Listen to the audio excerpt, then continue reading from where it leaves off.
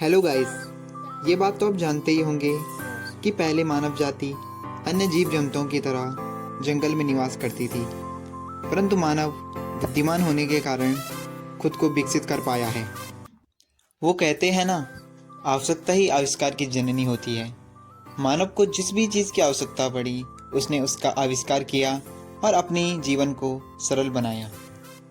पहाड़ी इलाकों में विकास कार्य करना अत्यंत कठिन था, इसीलिए विकास की शुरुआत मैदानी क्षेत्रों से हुई।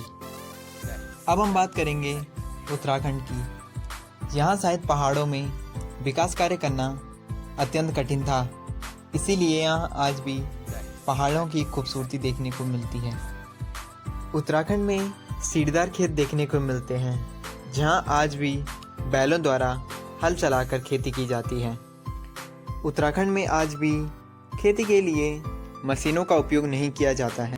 पहाड़ों में मशीनों द्वारा खेती करना संभव नहीं है, जिसके कारण यहाँ आज भी बैलों के द्वारा तथा मानव श्रम से खेती की जाती है।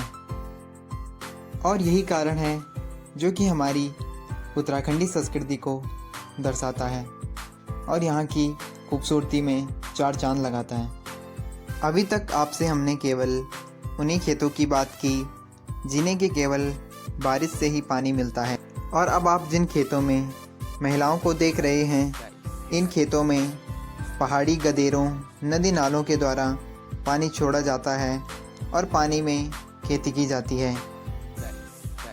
इस खेती को रोपण खेती कहते हैं। इसमें भी केवल मानव श्रम तथा बैलों के द्वारा ही खेती की जाती है और इन पानी से भरे खेतों को कहते हैं सेरा। पहाड़ों में अपार जंगल होने के कारण जहाँ आज भी एलपीजी सिलेंडरों का बहुत कम मात्रा में उपयोग किया जाता है, यहाँ आज भी मिट्टी के चूल्हों पर लकड़ियों द्वारा खाना बनाया जाता है और इस खाने की तो बात ही कुछ और है। अब आपको ले चलते हैं पहाड़ी चक्की की ओर, जो कि केवल पानी की मदद से चलती है या पानी के स्रोतों के आसपास बनाई जाती है। इसमें बड़े बड़े नदी नालों से पानी को मोड़कर एक लकड़ी से बनी नाली की मदद से एक लकड़ी की टरबाइन पर गिराया जाता है, जिसके कारण वह टरबाइन घूमने लगती है। इस टरबाइन या चरखी के ठीक ऊपर लगा होता है एक गोलाकार पत्थर, जो कि इस चरखी के साथ साथ घूमता है और इस पत्थर की मदद से पीसा जाता है आटा। नीचे जो चरखी ऊपर से पानी के दबाव से घूम रही थी, वह चरखी अब इस गोल पत्थर को घुमाती है। यहाँ आपको दो गोल पत्थर दिख रहे होंगे, एक पत्थर नीचे है और दूसरा पत्थर नीचे लगी चरखी की मदद से घूम रहा है। और ये लकड़ी के टुकड़े जो कि पत्थर के घूमने के साथ साथ हिल रहे हैं, ये धीरे धीरे ऊपर लगे बड़े बर्तन से गेहूं को नीचे गिरा रहे हैं। यह बर्तन पूरी तरह लकड़ी का बना हुआ होता है और इसमें गेहूं को भरा जाता है पीसने के लिए।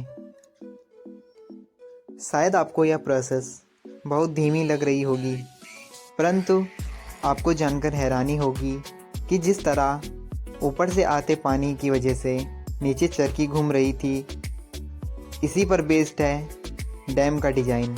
डैम पर सेम इसी प्रकार से पानी को रोक कर रखा जाता है और किसी ऊंचे स्थान से टरबाइन पर गिराया जाता है, जिससे कि बिजली बनने की प्रोसेस शुरू होती है। जब बिजली से चलने वाली चक्कियाँ नहीं हुआ करती थी, या ये भी बोल सकते हैं कि जब बिजली ही नहीं हुआ करती थी, तब इसी उपकरण की माध्यम से आटा पीसा जाता था। आपके यहाँ इस प्रकार के उपकरण को क्या कहते हैं? हमारे यहाँ तो इस उपकरण को घट कहते हैं। पुराने समय में जब मशीनें नहीं हुआ करती थी, तब इन्हीं यंत्रों का उपयोग किया जाता था अपने काम को आसान करने के लिए। हमारे पहले उपकरण पर ही बेस्ड है हमारा दूसरा उपकरण, परंतु इसके लिए किसी भी पानी की नहर और चरखी या टरबाइन लगाने की ज़रूरत नहीं पड़ती है। इसे हाथों द्वारा ही चलाया जाता है। इसमें भी हम आटा, दाल कुछ भी पीस सकते हैं। इसे हमारे उत्तराखंड में हाथ चक्की या झांझर के नाम से जाना जाता है। इस उपकरण से तो आप लोग परिचित ही होंगे, क्या गांव क्या शहर हर जगह इसका उपयोग किया जाता है। हमारे उत्तराखंड में आमतौर पर इसका उपयोग मसाले पीसने, चटनी पीसने या दाल बारीक करने आदि में किया जाता है। इस फटकन विधि का उपयोग तो हमारी विज्ञान की किताबों में भी है और इसी से जुड़ा हुआ है हमारा अगला यंत्र जिसे कहते हैं ओखली। इसका उपयोग धान को कूटने के लिए किया जाता है। इसी के साथ हम अपने उत्तराखंडी लोक नृत्य जो कि ढोल दमाऊ के साथ जुड़ा हुआ है उसको कैसे भूल सकते हैं। हमारा उत्तराखंडी नृत्य जो कि ढोल दमाऊ और अपनी संस्कृति को बचाए हुए है, जिसके कारण पूरे भारत में उत्तराखंड की एक अलग पहचान है। वीडियो अच्छी लगी हो तो लाइक करें, शेयर करें और सब्सक्राइब करें ग्लोबल हैप्पीनेस को।